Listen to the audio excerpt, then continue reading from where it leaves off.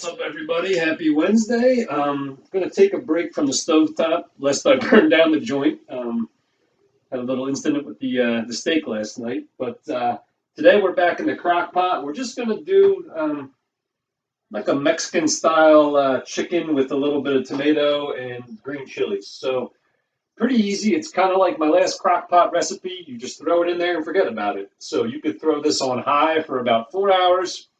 You could do it on low for about 6 hours. Medium for 5 hours.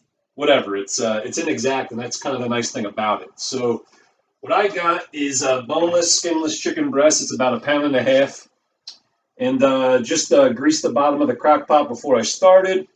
About one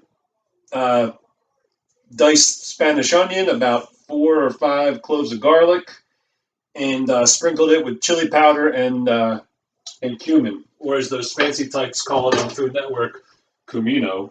Very prevalent in Spanish, Mexican type dishes. So, pretty much stir it up.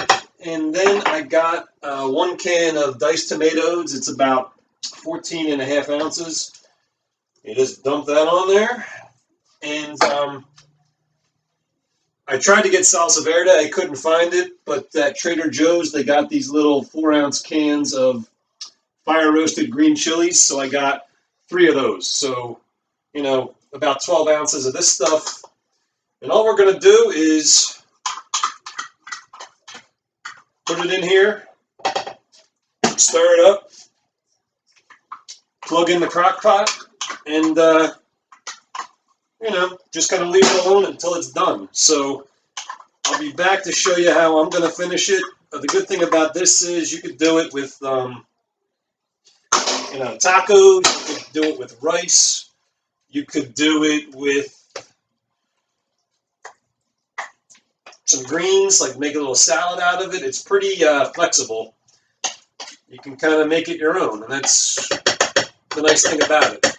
So I'm going to plug this in, and I'm probably going to put it on high because it's always nice to eat sooner rather than later. And in a little while, we'll be back to finish this off. See ya.